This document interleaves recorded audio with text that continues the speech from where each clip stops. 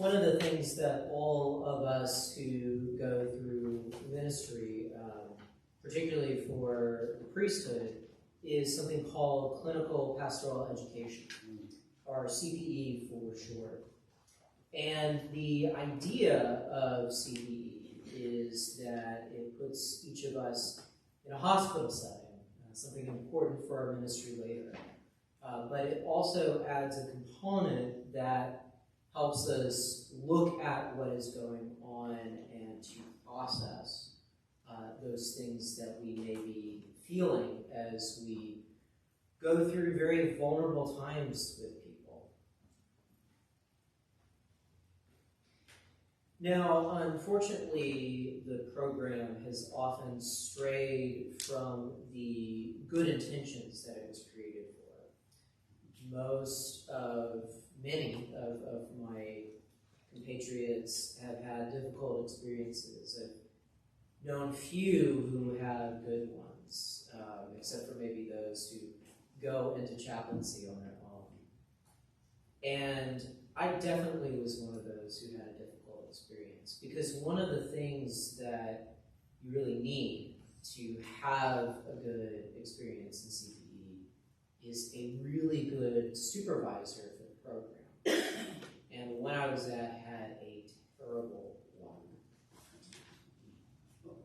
The Reverend Doctor who led us, she was not always very clear, so it was kind of hard to figure out what she wanted, what she was saying.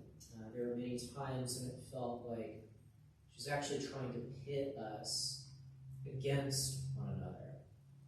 And as I would learn much later on, what she was using on us was Gestalt therapy. If you haven't heard of that, it's good. It's a terrible, terrible form of therapy. It's one of those things that's thankfully very little used today, and in fact, there's only one method from it called the chair method that has anything good to offer from it. The only thing that's still used from it today.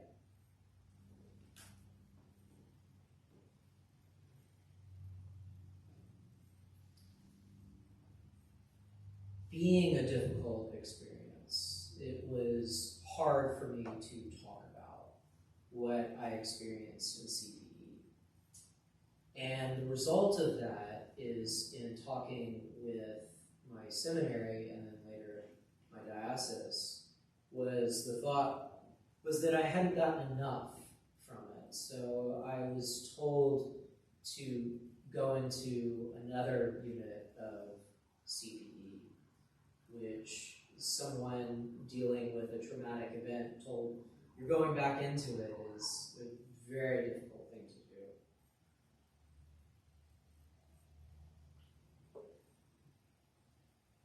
Now, thankfully, my second unit was a lot better.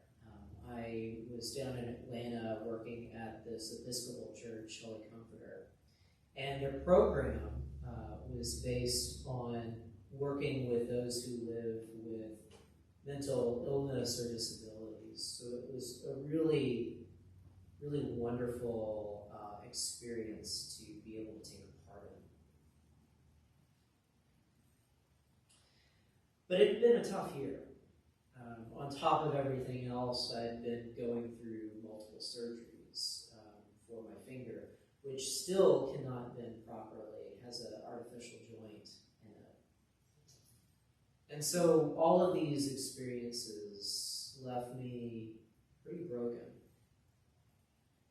And I find at difficult times, it's often helpful to go on a retreat. And it just so happened that my mentor, the very Reverend Heidi Kinner, had a place out in Montana where she was serving at the time, a place where I had been very honored to have the opportunity before seminary to serve with her. And she gave me the opportunity to go out there to have a time of retreat. The only thing she asked in return is that I help with the youth group there, a group that I knew very well and very much enjoyed being with. And one day, as I was getting ready to go on the retreat portion of this trip, I was telling Heidi about everything that I had been going through that year.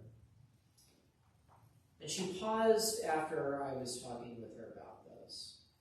And she said to me, "Trey, are you mad at God for something God did, or for something people did?" And that's often a very important question for us to ask. And there are other questions that are very similar to that. The one that comes up for many of us is, why do bad things happen to good people? Now, personally, I would not call myself good. I would not need the grace of our Lord Jesus Christ if I was. But at the time, as I was going through all these difficult moments in the second year of my time in seminary, it seemed like, to me at the time, I was going through hardships that I didn't deserve. The other question that we often ask, related to these two, is, why did God allow this to happen? These are the big questions, the ones that many of us face, the ones that are often difficult for us to answer. Now, it turns out that the preacher, Thomas Long, has a book on this, What Shall We Say? And it offers an introduction to these questions, a starting place for these issues. Now, it's not a long book, but if you want to just get the main meat out of it, go into the last chapter, because it talks about the very gospel that we heard today, the parable of the wheat and the chaff. And as we just heard in this story, an enemy comes and plants the weeds among the wheat. And as both of these plants, one that is valuable, one that is not, the servants of the field aren't quite sure what to do.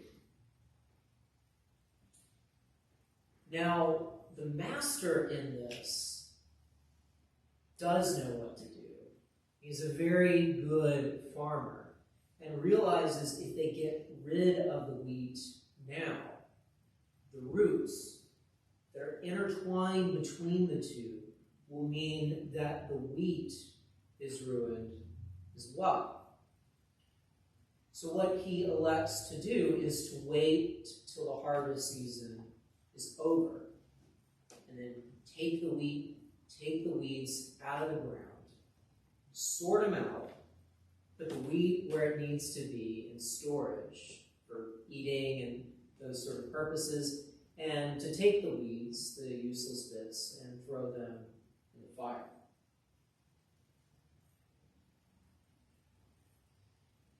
Now, the point of this story is that evil happens in the world. We don't always know when it will come. We don't always know the form it will come in. We don't know where evil comes from. But what we do know is that God didn't cause it. And what we also know is that God will win out over evil in the end. That is the lesson from our parable today. That even when it seems like evil is winning, God does win out in the end.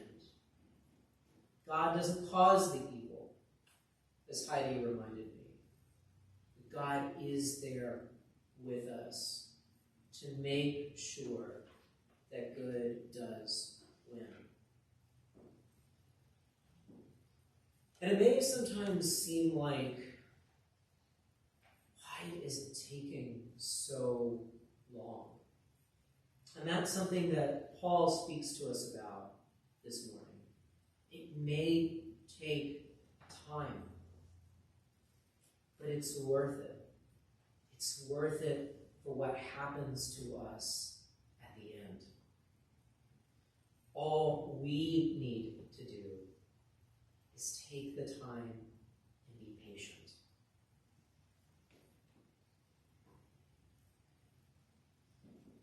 And though it may seem unfair to us that we have to suffer from the evil one, the good news is that we never do that alone. And that's the purpose for the story of Jacob's ladder. Because in Jacob's time, people thought that gods were tied to the land. So Jacob, as he's leaving home, thinks he's leaving everything behind. His family, all the people he's known, and the gods of his father. The God. But that turns out not to be the case. Because as he goes over into a different land, he has this vision. He learns from this that God is not tied to where his father is. That God is there with him wherever he goes. That's true for us. And that should very much give us hope.